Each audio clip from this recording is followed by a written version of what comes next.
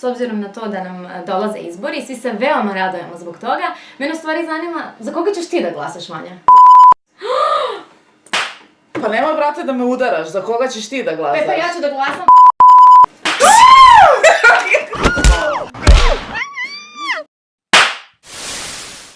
Dobrodošli, dragi gledalci, u treće izdanje Srpske internet emisije. Prvenstveno hteli bi da se zahvalimo našim gledalcima.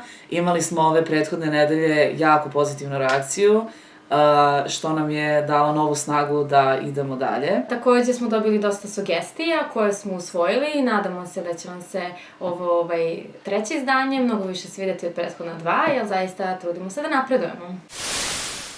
Ok, krećemo sa jednom temom koja je meni obeležila ovu prethodnu nedelju, jer povezuje određene stvari koje se stalno ponavljaju i koje su problematične što se tiče odnosa sa javnošću i predizborne kampanje.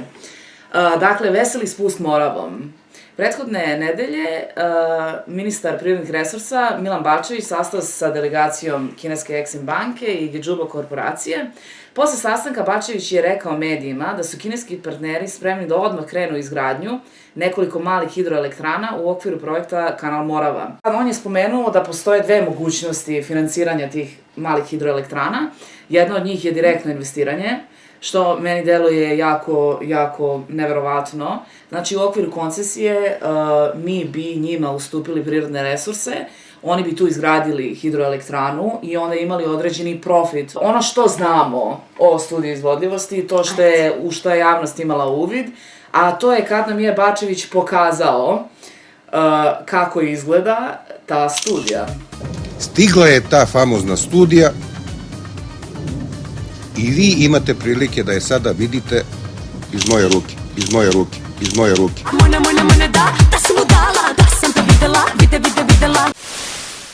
I Rodoljub Šabić je tražio da se to iznese pre mesec dana u uvid i to se naravno nije desilo. Srbija od postanka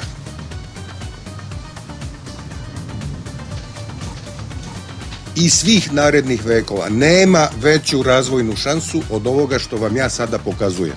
Is it a deal? I hope. Is it a deal? Is it a deal? I hope so one day. Jer iz ove studije proističu mogućnosti za hiljade i hiljade različitih projekata. Hiljade sklepova, hiljade predušnjaka, bešanje u taj neki zdrav razum. Ovaj projekat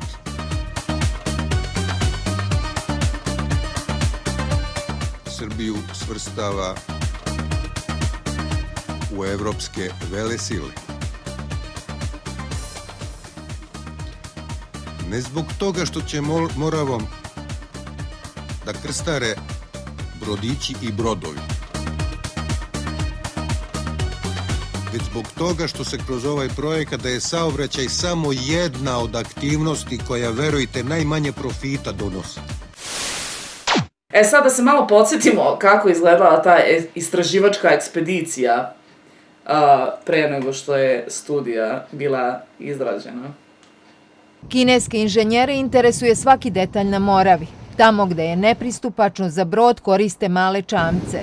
Snimaju priobalje i reku, i uzvodno i nizvodno i popreko. Istražuju dubinu, vodostaj, hidrološki režim. Narednih dana pretražit će Grdeličku klisuru i prostor oko nje. Završili su pregled prve deonice Velike Morave.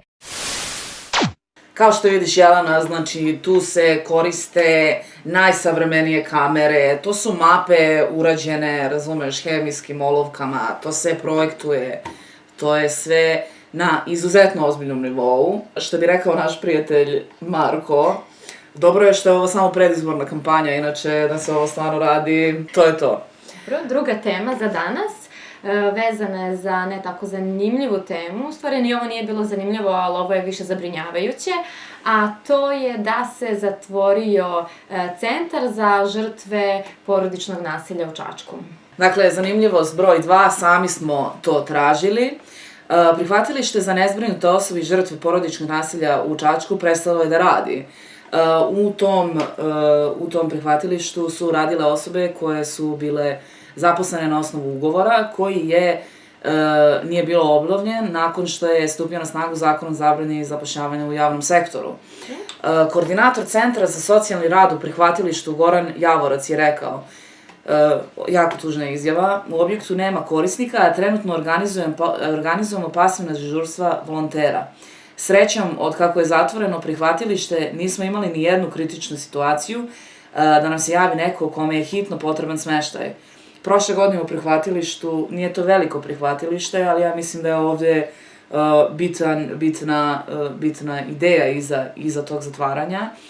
Tu je boravilo više od 20 ljudi, od kojih su većina bile žrtva porodičnog nasilja.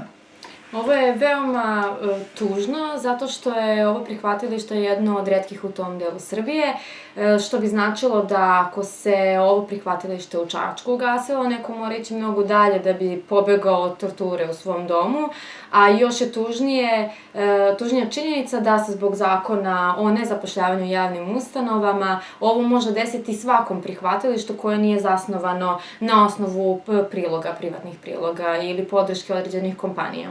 Sve nepotrebne sekretarice, pomoćnici u našoj enormnoj birokratskoj vladi, da li su oni pod istim uslovima, da li su njihovi ugovori produženi, šta se smatra zapravo bitnim u ovoj... Ono što je zanimljivo za ovaj zakon koji bi trebalo da smanji broj zaposlenih u javnoj upravi jeste da nema konačnog registra zaposlenih u javnoj upravi. On se najavljuje od sredine prethodne godine i veoma je zanimljivo da se on od sredine prethodne godine svakog meseca najavljivao i odlagao do konačne informacije da će početkom 2014. ovaj registar biti zaista i objavljen javnosti, što još uvek nije učinjeno. Jedna zanimljiva informacija što se tiče plata u javnom sektoru jeste da generalna sekretarka Skupštine Jana Ljubičić ima platu 93.000 dinara, dok njen pomoćnik ima 150.000 dinara, što nam govori da postoji neki disbalans u samom procenjivanju koliko novca treba da dobije iz budžeta. Drugo, zašto ti ljudi koji rade u tom centru, zašto oni rade na osnovu ugovora, zašto oni nisu stalno zaposleni? To je meni bilo isto jako problematično, to je celo priča. Dakle, apel za ponovno otvaranje i produženje ugovora ljudima koji su radili u prihvatilištu za žrtve nasilja u Čačku. Treća tema o kojoj ćemo govoriti danas u vezi je sa hapšenjem Danijela Radića iz Zrenjanina, koji je, kako tvrdi, snimio policiju kako prolazi na crveno svetlo.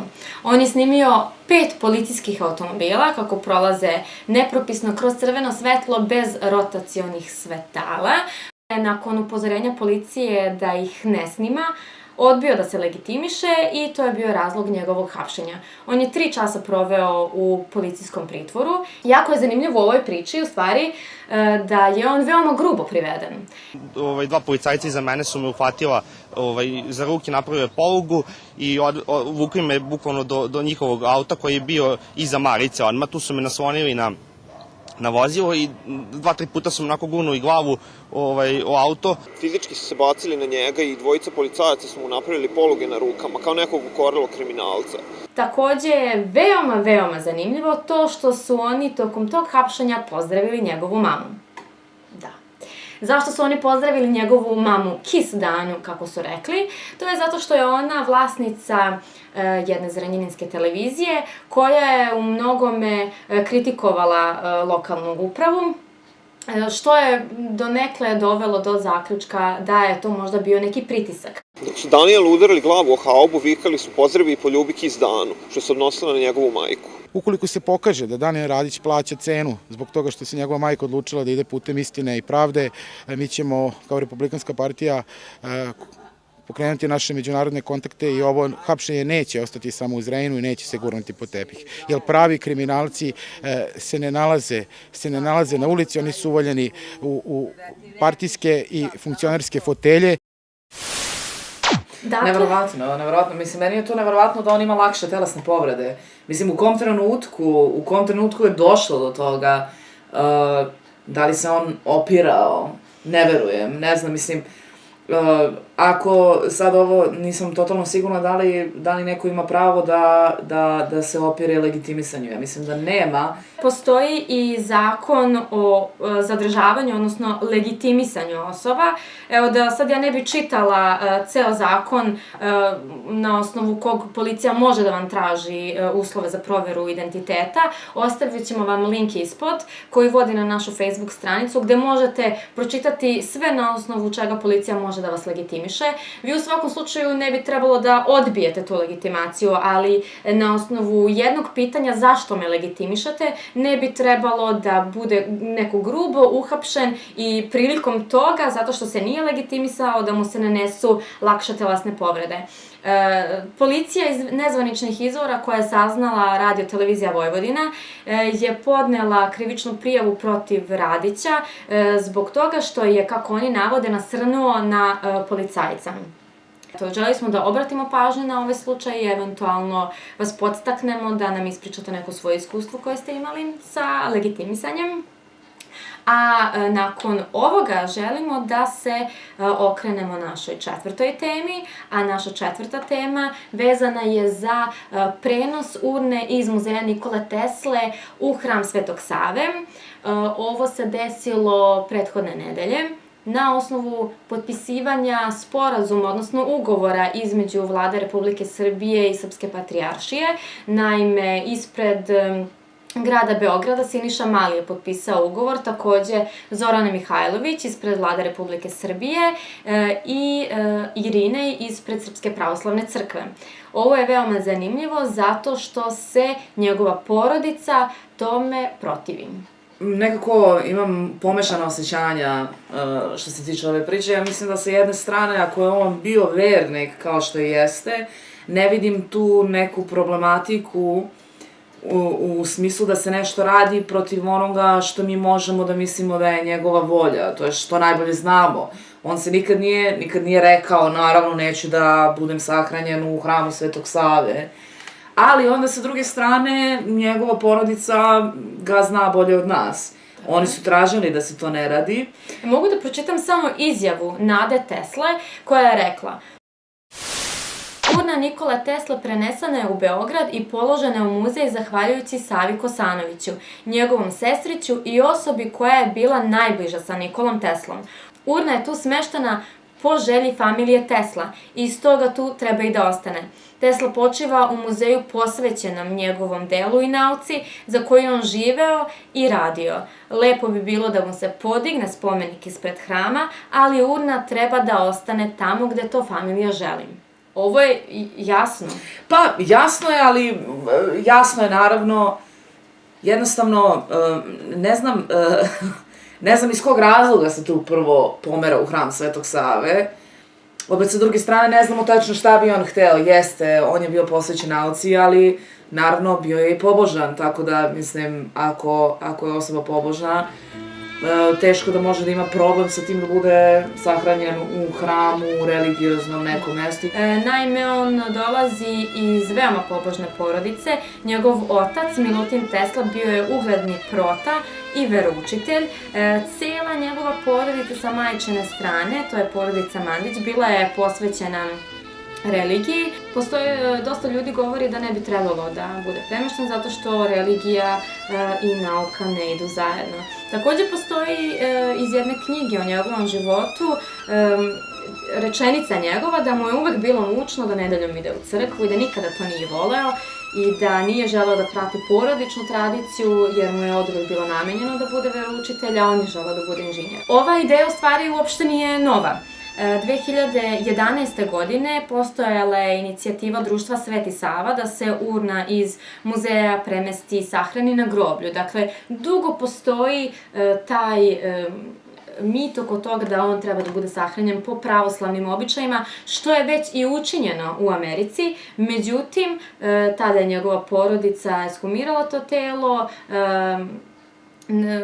kremirala i poslala u muzej. Dakle, postojala je jasna namera da to bude u muzeju i da on prosto bude tamo gde je nauka.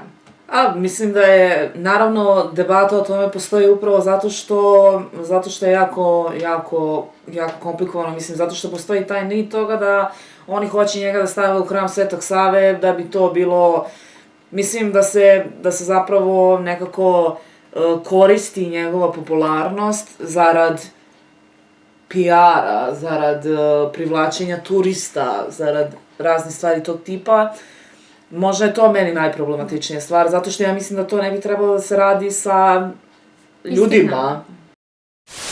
Za kraj naše emisije, Vanja, ti si pripremila jednu zanimljivost, u stvari daleko je od zanimljivosti, ali definitivno je začuđujuće. Pa, ja mislim onako samo jedan upitnik i ja mislim, bar sa naše strane, jedan apel DS-u i LDP-u. Dakle, Demokratska stranka će 12. marta na godišnjicu ubistva Zorana Đinđića organizovati skup na Trgu Republike. LDP je pozvao DS da tokom tog dana ne koriste taj dan kao priliku za predizbornu kampanju i to ćemo tek da vidimo.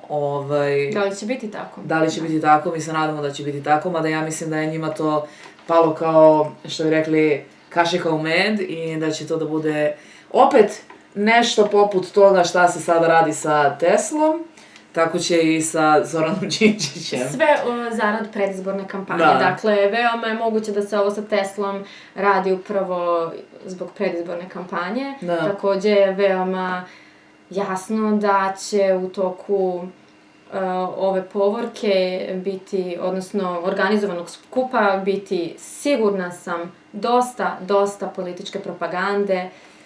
Da, i mi se iskreno nadamo da neće, ali teško da će to moći tek tako da prođe. Naravno, ovo je njima sada fenomenalna prilika.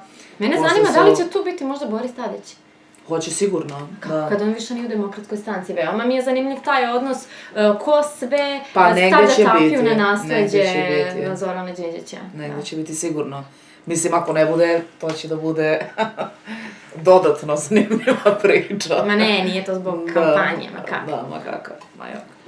I, kao i svake nedelje, mi vas pozivamo da posetite Srbiju. Da, posetite Srbiju. Još jednu stvar, svi oni koji su boravili pored Zorana jesu naučili da vode računa o kvalitetu učinjenog. Zoranove rečenice sa inauguracije vlade, odnosno njegove ekspoze, to je nešto što može da bude u headlinesima današnjih vesti. Jer je prepoznao da smo mi opet ona ista stranka koju je pravio Zoran Đinđić da od ove zemlje napravi pristojno mesto za život.